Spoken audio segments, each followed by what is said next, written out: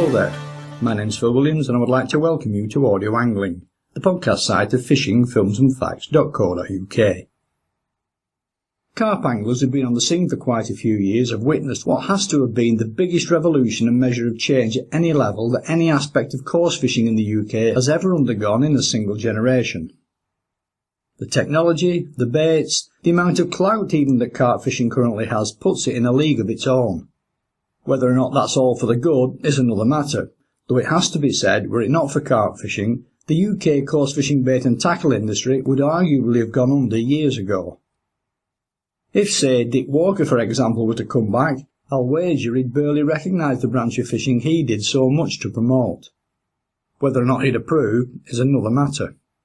But it is what it is, driven on by a combination of the popularity of carp as a species, with both the desire and, as importantly, the potential for satisfying that desire in terms of instant big fish success. Rather like the X Factor and other so-called talent and reality TV shows. Shortcuts rather than time-served apprenticeships, it seems, are what everybody wants. On the other hand, the innovation and technology behind the scenes which allows all of this to happen, it has to be said, is quite mind-blowing. So to get a take on all of this, plus other carp-related topics, rather than drafting another of the seasoned old guns, which I've already done elsewhere for audio angling, here I'm linking up with carp specialist Tommy Flower, who's young enough to have only ever known the current scene. Right from the onset, I'm going to take the bull by the horns and throw a question at you, which I regularly ask when I'm talking about carp. It's been suggested in the angling press that if you want to catch a British record for most coarse fish species these days, or even a specimen representative of that record, you now have to fish high-protein baits.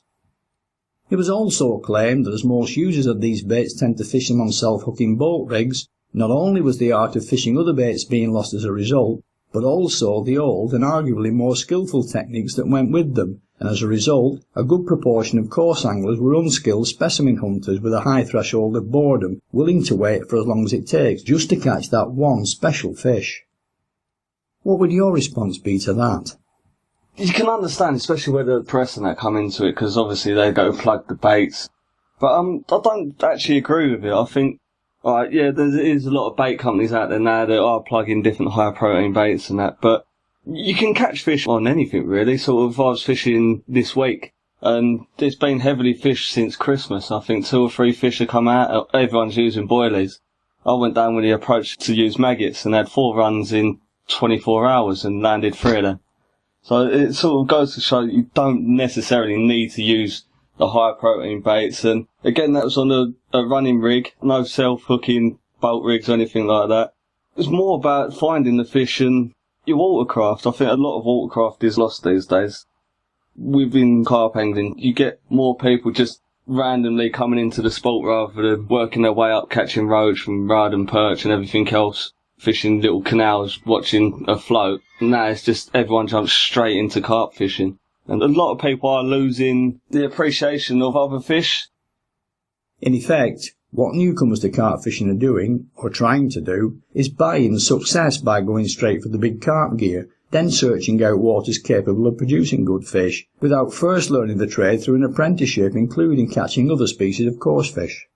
Yeah, I understand what you're saying. Especially with that, it's more to do with supply and demand. Where you got your sort of your hardcore fishermen, whether it be carp fishing or you can even go specimen roach fishing, you're always going to have your people that just want to jump in, see these people that have been doing it for years, catching these big fish.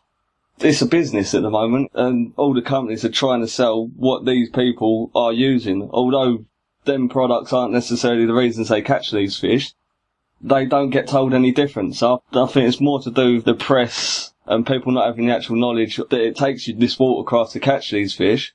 They just get told basically, you need to buy this, you need to use this bait with this hook on this line, go to this venue and you can catch fish, where it ain't necessarily like that. This actually might be a suitable point for you to talk through your own introduction to fishing and subsequent progression through to big carp.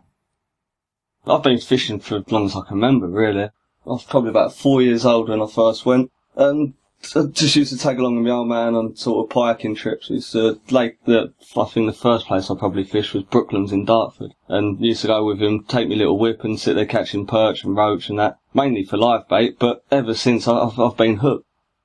As I grew up, everyone in my household got nagged to sort of take me fishing, whether it be to a lake, river, canal. It was more about not catching certain species or big fish, it's just being there and actually catching fish. I grew up catching everything, especially tench. I really used to enjoy catching. I think the biggest tench, even at the moment, is only about 7.5, £8, which ain't very big in today's standards, but it weren't until, I think I was 10 years old when I had my first double-figure carp, and that was in Angler's Paradise in Devon. And since that moment, you realise that you could actually catch these big fish that you see on the telly and in the magazines. I think since then, it's just the challenge of trying to outwit the carp. I think it's just sort of grabbed me, really. And this presumably led you to where you are today through a catalogue of experiences both good and bad. There's certainly loads that are bad. I don't think that even a blank session is a bad one. You're always learning. I think then that's the reason I enjoy the carp fishing, because you can go and do your match fishing and what else, and 9 times out of 10 you're going to sit there and catch fish. But with carp fishing, you mentioned earlier about you have the tolerance to sit there and be bored. But it's more of a hunt. You have to work at it and you have to put the effort in. And as long as you put it in properly, most of your effort does equal rewards. And it's the same as anything. I just prefer the challenge and sort of having to work for my fish. And then when you do finally get that one fish, it just makes everything seem worthwhile. Especially this year, I've been to France and caught fish up to £56, which is huge. But to be honest, my favourite fish I think I caught this year was a £23 linear from the Park Lake local to my house. Simply because I've worked for about 4 years to catch that fish. And it ain't a monster or anything else, but I don't think that fish has been caught for about 3 or 4 years. So it's nice to actually achieve something. What I'd like to do now is explore the current situation under the 3 subheadings of technology, baits and carp waters. Let's start with the carp. Is the current national obsession with carp fisheries propping up the rest of coarse fishing? And either way, is it healthy for the sport? I think today, especially with the carp fishing, is more just a business, and there's not many venues out there that advertise themselves as anything other than a carp water, and it's simply due to the fact that the amount of people that are taking up the sport. Don't get me wrong, I encourage anyone who hasn't fished to go out and try it, and you can't blame even the carp fisheries for doing it, because it's the business at the end of the day, and everyone's trying to make a livelihood out of it. And without carp, do you think then that coarse fishing participation would have gone down the pan?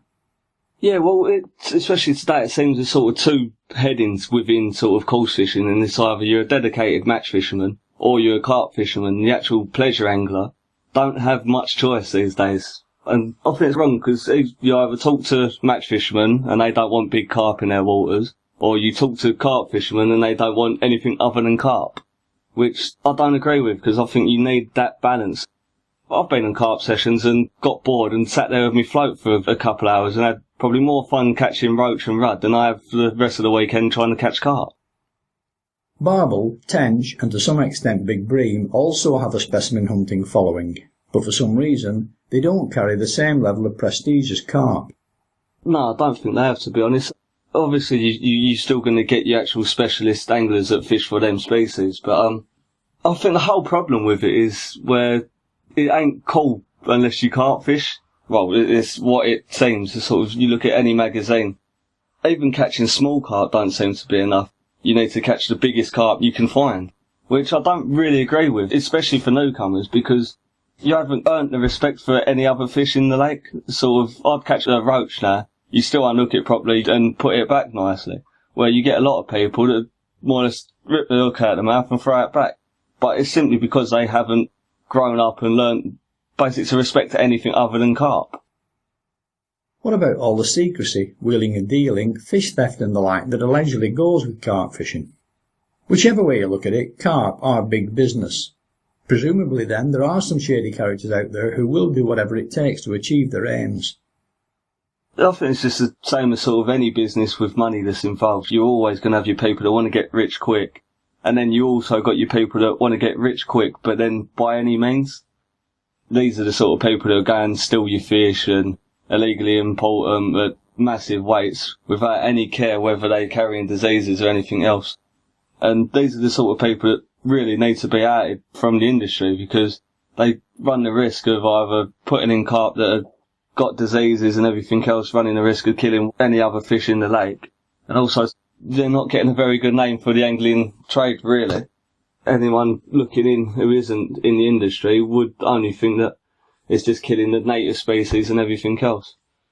As for the people that sort of do it properly, although they stock carp at big weights, again, you can't condemn them for this, simply because it's supply and demand. You've got so many people out there now that want to get into carp fishing and want to catch big fish. You're always going to have people that are willing to set a venue up so you can go and do it straight away. What are your thoughts on stocking with grown-on fish rather than letting them grow on naturally? I much prefer catching fish with a little bit where I know they've grown on and they're older fish, like, as I say, with the park lake that I fish. Most of the fish in there now are probably as old as I am. And it's nice that they've got that history behind them. You get more of an established venue from doing that. But you still can't condemn the people that do want to stock big weights, simply because it is a business, and at the end of the day they're trying to make a living from it. So they're just making the most of an opportunity that's put in front of them. Although carp are not active predators, having them in a water can still have a limiting effect on the size and range of other species present, and therefore how a fishery will perform due to the way they grub about colouring the water and limiting weed growth. To be honest, I'd have to slightly disagree. So I can understand in sort of a man-made water where it would be sort of a clay pit. Yeah, they're going to definitely colour it up. You sort of got to look at gravel pits where you still got a lot of carp in them, but the water's gin clear. And there's an abundance of aquatic plants. Even going back to the man-made ponds and the more commercial fisheries, there's so many people that are neglecting the other species now that they're just basically thriving on the neglect and growing huge. So I think it's the last couple of years that certain commercial fisheries are throwing perch ups of nearly £5 on a regular basis, which to find one in the river is exceptionally hard. Is that in part down to carp anglers feeding with high protein freebies? To be honest, I don't think the high protein baits are very bad for them. It's the same as anything. All the high protein baits are trying to do is mimic natural ingredients such as maggots that are full of high protein, and I find that the carp actually need this. Any baits that shouldn't be too well are the baits that haven't got the highest quality ingredients, which then don't benefit the fish.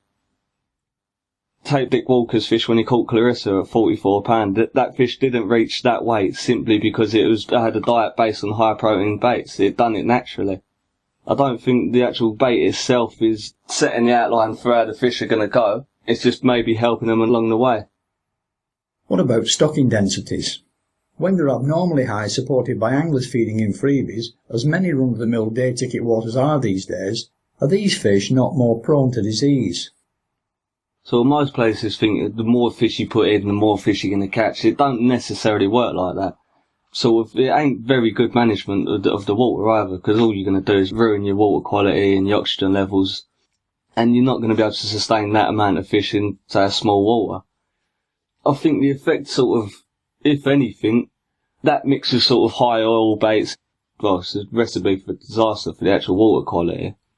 But with money that they earn from it, it's quite easy. We've had a fish kill, stick it in and load another for more fish, and people ain't going to not fish there. It's basically a vicious circle. Can we now move on to baits, a huge and often controversial subject? So let's start with the high protein options, and specifically with boilies.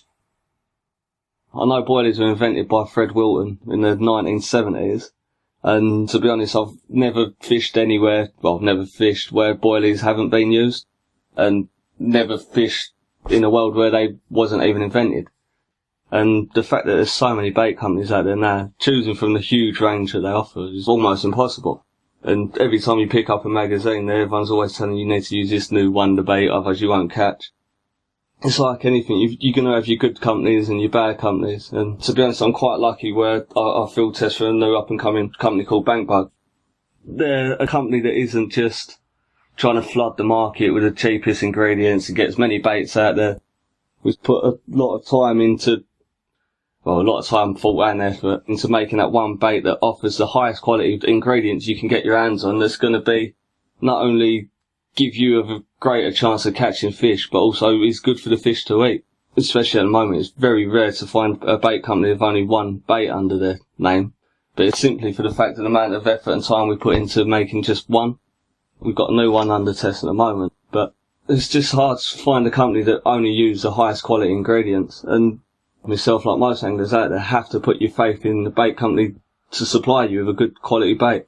And fish, if you like them to us, really, they like to indulge on certain baits, and it's finding the sort of tweaks that will get them craving what they want. So the amount of flavours out there's unreal at the minute. What about subcategories within the general term boilie? I'd say there's three main sort of subheadings for boilies, which would be sort of fish meals, milk proteins, and then the bird foods. They all mix with different bonding agents to create a boilie, but once you've got your actual base, it's the flavours, it's the food signals that the bait should then give off. Because all we're trying to do basically is replicate something that is in nature.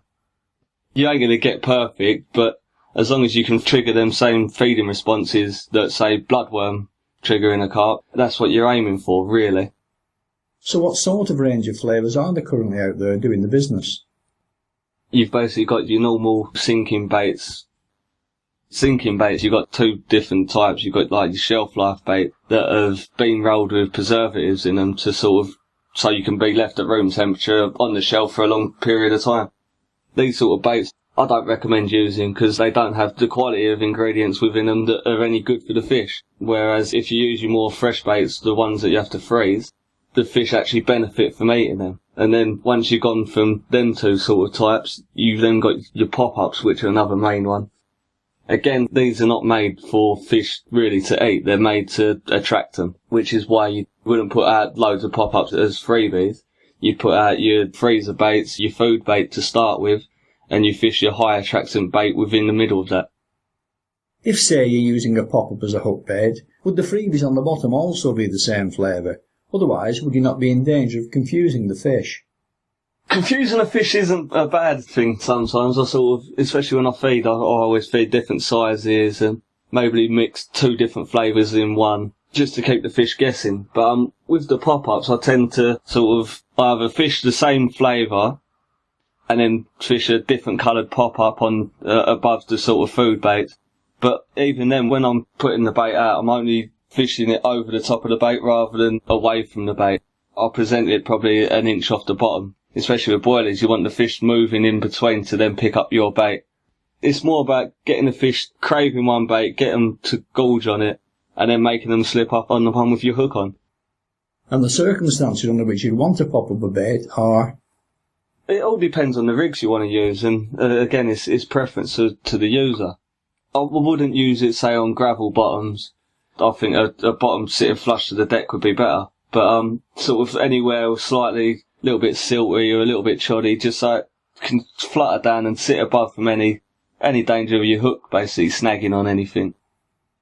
Are there any high protein surface baits? You've obviously got, sort of different companies bring out different floating pellets and that, but to be honest, for surface baits, I don't think you can beat good old chum mixers. Everyone's got different flavours they might want to try or different oils. But for surface fishing, I don't think you can go wrong with chum mixers. And what about my old favourite, bread crust? Bit of bread crust on the edge of a set of lily pads. 9 times out of 10 get the attention of a carp. And another way to present the bread is the anchored crust rig, which I know a lot of old school sort of carpers would know what I'm on about, and more days people go, oh, that's like a zig rig, which basically it was the first zig rig. Does nobody ever use any of the really old baits these days? Things like peas, potatoes and the like. Going to potatoes, I wouldn't know, because I wouldn't really think there's much in there that the carp can benefit from. Possibly if you flavoured it or something like that, but I think to get them to pick a potato up over, say, a boilie, I don't think there'd be any comparison. But going on to other sort of particle baits or more natural baits such as worms or maggots, they're the sort of things that you're trying to reproduce within the boilie. They give off their own food signals, and as I said, when I fished this week, people have been fishing boilies since Christmas and only 2 or 3 fish have been out. I'd switched to the maggots and got a response straight away. Tidying up the high protein end of things then, where in the great scheme of things do pellets fit? How do they compare to boilies? and what determines choosing one over the other? To be honest, that's quite a hard question. I think the boilies sort of have got more in them and more goodness. The pellets are more, especially high oil pellets, I don't use as often. The main pellet I use at the minute is a skretting pellet. They're the same pellet that fish farms use to rear the fish. But I think, well, to be honest, I couldn't tell you the difference. I know boilies tend to offer a little bit more and possibly the fish get more from them, but they work just as well together. Could it be that pellets are fixed according to what they're compressed from, whereas boilies can be concoctions of any flavourings with a suitable binding agent? Possibly. I think a lot of the flavours, especially within the boilies, are more to catch the angler than anything else. So if you get your standard fish meal bait, 9 times out of 10 outfish your strawberry bait that someone's just made up simply because it smelled good to you. And you sort of say with the pellets, 9 times out of 10, if you've got fish sort of rooting around in the edge and that, and if you feed a handful of pellet, they'll switch straight onto the pellets rather than the boilies straight away. So, I don't know, it's just another aspect, another string to your bow and what baits to use, really. And would carp fishing be where it is today had the high protein revolution not taken place? I think they would. Maybe your commercial fisheries wouldn't be exactly the same, but I think especially like your specimen big carp waters, because most of them are gravel pits and you're fishing for fish that are basically grow that big on a diet of natural food. I'll go back to, as I said earlier, about Dick Walker catching Clarissa. She grew to 44 pound on a natural diet. She didn't get that from eating boilies or pellets or anything else that we use these days. And the same with, you look at the capture of the carp called the Black Mirror.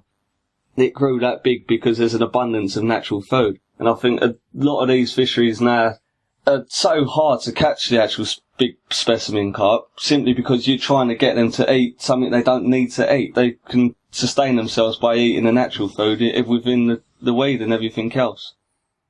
Looking at photographs of carp from commercial fisheries and mentally comparing them to similar sized fish from true wild situations, I have to ask the question, how do they develop such pig-like proportions? Surely it has to come from eating anglers' freebies. If so, is that healthy? Big rainbow trout, for example, grown onto stocking, have huge livers and tiny hearts, which not only limit their fighting capabilities, but also threaten their lives. It is basically the way they're brought up and the way they're reared on. It's the same sort of the monks growing carp for food. You get certain places that grow fish, they get big quick. Certain venues don't want to sit there for years upon years waiting for certain fish to get big. They want to put them in your lake and then next year they want them to be 40, 50 pound.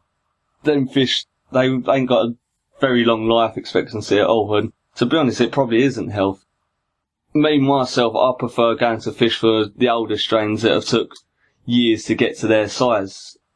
So I'm joining a fishery this year that the fish don't go 50 pound, they might go 40, but they're all old fish and it's took them a long time to get there. And they're not your average gut buckets, they're your long lean fish, big scales, nice looking fish, whereas sort of you get your carp bred for the commercial fisheries and all they want is, as you say, gut buckets and pigs within. It's more about people wanting to catch big fish rather than worrying about how the fish are doing. And to be honest, it's quite a sad state of affairs when all you got to do is produce a fish to get massive and then it be the same as the very next one you catch. You might as well just leave it on your hook and catch the same fish over and over again. Stress through overfeeding can also come via water quality, as uneaten baits rot down, affecting oxygen levels. This is what I sort of mentioned earlier about the shelf lives and the freezer baits. Your shelf lives, where they've got the preservatives and everything else in, don't tend to break down. At least with the freezer baits, they tend to break down. Like, you've only got to put a good quality bait in the edge and see all the natural food, like it attracts snails onto it and caddis and everything will eat them. Whereas certain baits are not good ingredients. They're the ones that you don't want going in your water, and really anything you use, you should be using with the highest quality ingredients. And there's a lot of companies out there now that will produce bait for £3-4, but you got to think, yeah, that's all very good to you because you ain't going to spend a fortune to buy it. But then, what exactly have they put into that to produce it for so little? Where you get a bait that's say £8-9, and that's the cheapest they can do it for, simply because of the cost of the higher ingredient. There is a line of thought that suggests that in the same way as microbes become immune to antibiotics through overexposure resistance, carp may well do the same with high-protein baits as manufacturers run out of flavours. Or is a new generation of baits already under development?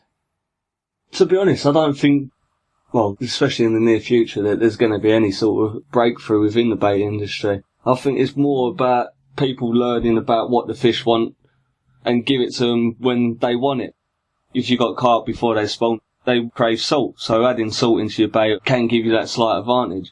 It goes back to your water quality, and as we were talking about earlier, your apprenticeship. It's knowing what's in front of you to then act upon what you see. So you're on the bank about to fish and you have a wide range of baits available to you. What is it that would persuade you to start with one instead of another? Could it be, say, seasonality, natural food availability, or do you just guess through experience, then adapt based on the results?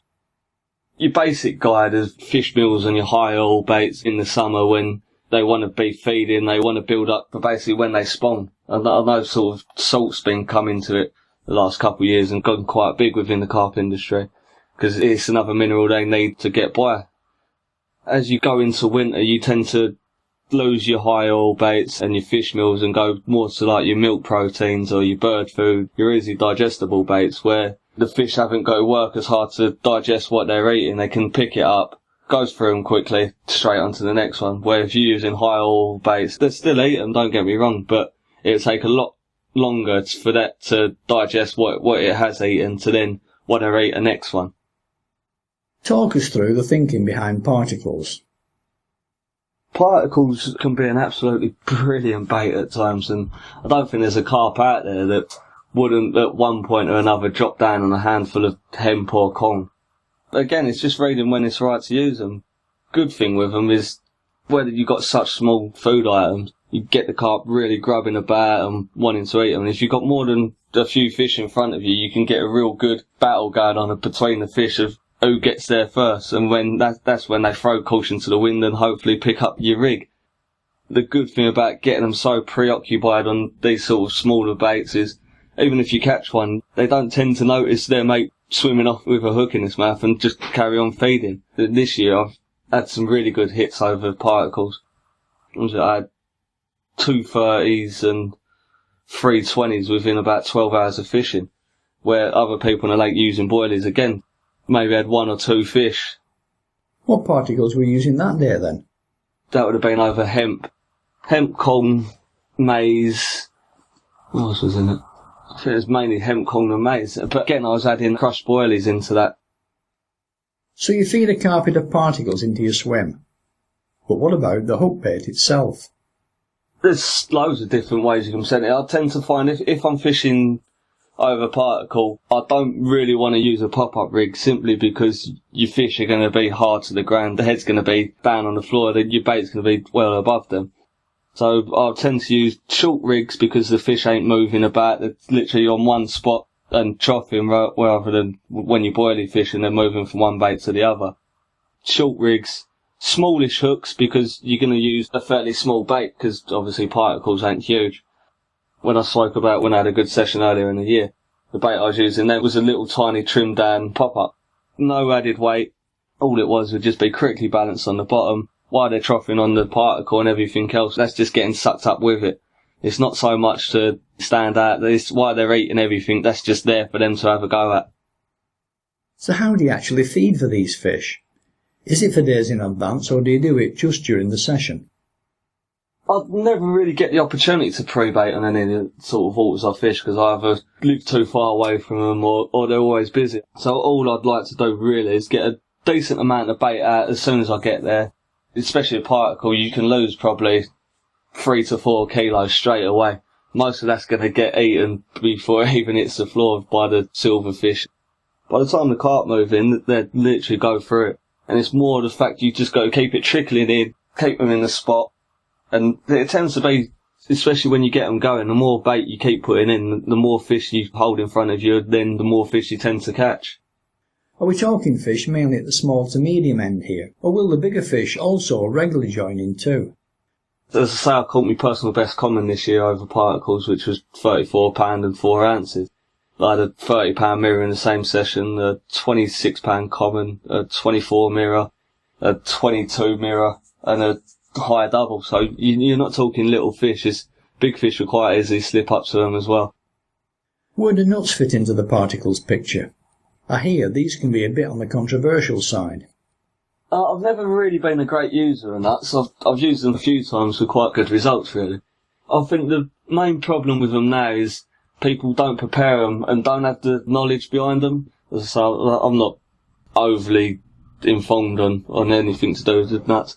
But it seems to be that the carp don't digest them as well as sort of your boilies or your other baits.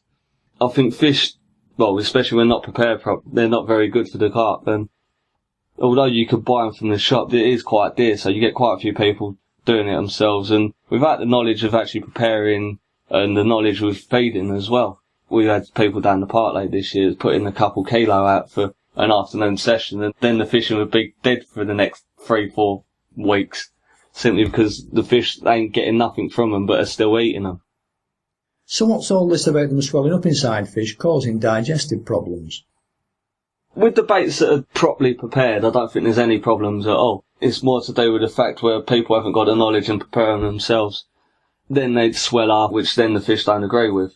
But if you went to the shop and bought, say, I know Dynamite, I think, do them, and different companies, they do your prepared baits, which should all be fine. It's more to do with the fact people buying them before they've been boiled or made up and then using them. That's the problem. Let's talk tackle now.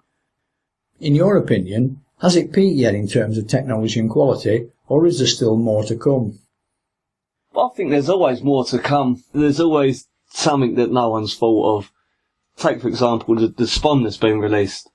It sort of took the idea from the spawn, but now you don't get no spillage, and just something little and so simple has made such a big effect. You can put bait out at, I think they was using one at the show last weekend and someone was casting it over 220 yards, which is mad because I can't even cast a lead that far. It's just certain tweaks. I think the way technology's going, things will only get better. Where would you say the biggest technological advances are taking place then? Is it down at the business end of things, the hand tackle, or both? You can get rods that will easily, as I said, punch things like 220 yards, where you go back 10 years, you'd have been lucky to hit 160 yards. I know my rods are meant to be distance rods, but some of the things you get at now, it's basically like the rod's doing the work for you. So what about developments down at the business end? Any sort of rig tied up decently will catch fish on any day. And again, I'll go back to saying about the watercraft and everything else. It's about knowing to use something at the right time, whether you're fishing over gravel or you're fishing over silt or weed. It's basically reading what's in front of you, then to act on what you know. But with the way everything's sort of being brought out at the moment, it's just going from strength to strength, and your line is so camouflaged now, and you've got your lead putty that pins everything down, and your hooks, you get little file kits now that you can sharpen your hooks so they're like needle sharp. The more time goes on, you will progress slightly, but you won't get nothing that is revolutionary, I don't think. Give us your take now on business end presentation. Obviously, you got your hair rig, which did revolutionise fishing and did change everything, really.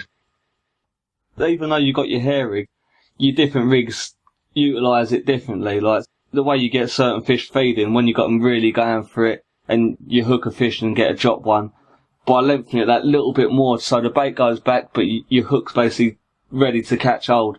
It's just little tweaks, and basically it's putting the effort in to your fishing and working it out. But other than sort of your standard hair rig, there's so many variations these days, it's mad. And I tend to find that, especially in the magazines now, every week you pick it up and they go, oh, new rig, new bait, you got to do this to catch these fish. It's a load of rubbish. I've got 3 rigs that I use. That's it. One's a pop-up rig, one's my standard sort of bottom bait rig, and one's for solid bags. And that's what I use. They don't change very much, and I catch some really good fish on them. I'll start with my pop-up rig. It's called a multi-rig. And all it is, you put a loop on, you slide the loop through your hook, and you put a little, it's called a rig ring, that slides over the loop, and then back through. So basically it loops onto the hook. Then you tie your pop-up onto the rig ring using bait floss or dental floss. And you can have that whatever height you want it off the bottom. That's me one main rig that I use, especially over boilies. Because when you boilie fish and you put a spread out, your fish are moving from one bait to the next. So your pop-ups are literally, it doesn't matter if it isn't sitting hard to the deck, because as they come across, they're moving. So as soon as they suck that in, that should be nailing them in the bottom lip. So what height would you be setting this above the bottom? It all depends really. If I know the bottom ain't too weedy or too choddy, I'll usually fish them about an inch. But if I know there's loads of leaf matter on the floor or a bit of silkweed or anything like that, I want it to sort of be sitting on top. And the only way to find that out is if you're having a mark about with the lead or in the margin and you can see it, which is nice. But again, it's sort of knowing what you're fishing over and going back to your watercraft. If you're fishing over smooth bottoms or gravel, I'd tend to go back to your bottom bait rigs, and 9 times out of 10 I'd fish that as a snowman. You get your main boilie on the bottom and then maybe a little coloured pop-up on top just to sit up and stand out from your loose feed. And for your normal run-of-the-mill rig? It's called a KD rig, and you'd use it with a curved shank hook. Obviously it's just a little bit more bent than a normal straight hook. It's tied exactly the same as your knotless knot, but all you do differently is when you put your hair through and you whip it onto the hook, you do 2 turns and then pull your hair above the whipping and then whip underneath. So when the bait's pulled down and the hook link's pulled, the hook sits at a really aggressive angle, which tends to take hold quite well. I'd use whatever size hook length that I'd feel suitable at that time and day, and then I'd run that up onto a little ring swivel. So you've got the big ring and then the small swivel which goes inside your leg clip. And what I do differently to most people is I want that leg clip, I don't want it bolt rigging, I want it to slide off easily. And then on that leg clip I'd have whatever lead I was using at the time, and then onto some rig tubing which pins everything down and keeps it out of the way. I'd never really use a bolt rig, to be honest. All you get when they pick the rig up, they feel the slight weight of the lead, and as soon as they try to lift it or anything, it just slides away. I find, especially these days, that you get the fish sitting there and they know what they're doing. They're shaking their heads to try and get rid of it. You said earlier that trace length will vary day to day. So what then are the factors that might affect this and why? If I was fishing over, say, slightly silty bottoms or something like that, I'd up the length just in case the lead pulled into the silt, just to keep the hook and the bait above it. Or fishing over like big spreads of boilies, if I weren't fishing a pop-up rig, then I want a fairly long hook link just so they can pick it up and as they're moving off, set the hook. But if say I was fishing over particles, then I'd be fishing a short hook link because the fish won't be moving about as much. They'll be stuck to one area feeding hard on the bottom. So I want them to basically move an inch and get nailed rather than with your boilie fishing. They can come down, pick your bait up and then move off to the next one. They're going to hook themselves. Again, it's sort of knowing what you need for what you're using. When you say a short rig for particles, how short is short? I've gone down to 2 to 3 inches before. If I know they're feeding hard and they're feeding on the bottom, then I would do that short. But the only thing, fishing that short, then I would probably opt for a drop-off lead, simply because I don't want that lead moving about so close to the fish and possibly unlodging the hook. You also mentioned the solid bag rig. It's not really a rig, it's more of a method. It's a solid PVA bag with the KD rig again and a correctly balanced bait, but a short KD rig. So I was particle fishing. So basically I want everything sit nice and neat inside the bag, hook link pulled straight, and then obviously you loose feed. So as the fish come up, the fish are coming in for that one mouthful. They're not going to be sitting around to feed. They're coming in for that one mouthful and then they're off again. So I want a nice little hook link. Everything's all neat and tidy. Nothing loops up. And I've had some really good results on that. As I say, it was the first time I filmed in Wyke and Graham in Devon. And really struggled to get a bite on this lake. And I could see the fish in front of me. Just couldn't get a pickup and I was fizzing up. And eventually I switched over to a solid bag, sort of keep everything nice and tight.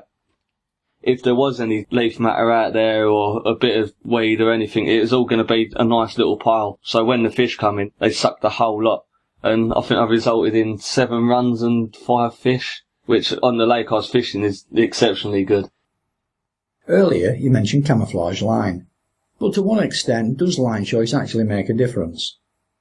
I tend to go as dark as possible, really, like either a dark green or a sort of blacky colour. I know you can get your fluorocarbons that are almost supposed to go invisible. I think it's more the fish feeling your line and then knowing that something's up. It's more about confidence for yourself. I think if you can't see it, then you don't think the fish can see it, which, as long as you've got confidence in what you're doing, you do tend to fish better. When you say not being able to see the line, are we talking here of traces or real line? Both, really. I'd sort of, especially these days, everything's gone so mad about your sinking lines, your floating lines, and people going about different thicknesses and everything else. Most of the time, as long as I'm not fishing near snags or anything like that, or if I'm fishing in close, and you want it to be quite slack so the fish can move through and won't be bumping into anything. You want everything sort of pinned down, kept out of the way, and kept as natural as possible, really. And that goes for your reel line and your hook link line. So where do you sit in the mono versus braid debate? I don't really agree with braid, simply because I've seen it. It acts as a cheese wire. As soon as that rubs up against a fish, it ain't going to be good. You've only got to muck up a cast and it cuts into your fingers so quick. So if you'd imagine that on your fish and you got that pulling against you, it's not going to be good. Mono, the thinner you go again, the more it's going to act as sort of a cheese wire. So personally, I always tend to go for something either quite thick or use tubing just to protect the fish that little extra bit. Well, I personally like mono if for no other reason than it provides some cushion through its stretch. Yeah, with the braid, you've literally got no give or anything. That's what you feel is what you get. At least with the mono, you have got that little bit of cushion, and as you say, it just gives it a little bit extra. If you recall a comment I made earlier that if Dick Walker was able to come back, he'd be absolutely gobsmacked at the tackle, baits and stocking of today's carp fishing scene. Yet even back then, he was still able to catch big fish with what must now seem like antiquated techniques. The question is, do you have to fish the way you do these days to get a result, or are people simply jumping on the bandwagon urged on by the press? To be honest, the older ways are probably better. I know you sort of, it's drilled into you now that you need to be fishing miles out in the middle of the lake with the newest rods, newest reels, heaviest leads, newest bait. But you don't. You've only got to look at modern day carp fishermen that are top of the tree. Take Terry Earn, for instance. He can turn his hand to catching fish in the edge on a float. It's more about learning everything and sort of another string to your bow. I think with Dick Walker, it's more about water skill and watercraft, knowing what they're doing and acting upon what he sees. So it'd probably outfish most people these days. Which takes the whole interview full circle, insofar as serving an apprenticeship and understanding watercraft is a far better approach than browsing magazines than walking into a tackle shop, armed with whatever money it takes to try to buy a result. On the other hand, it's also easy to see how younger anglers could be seduced. Hopefully, this talk-through will provide at least some food for thought. My thanks then to Tommy Flower for giving his opinions to us here.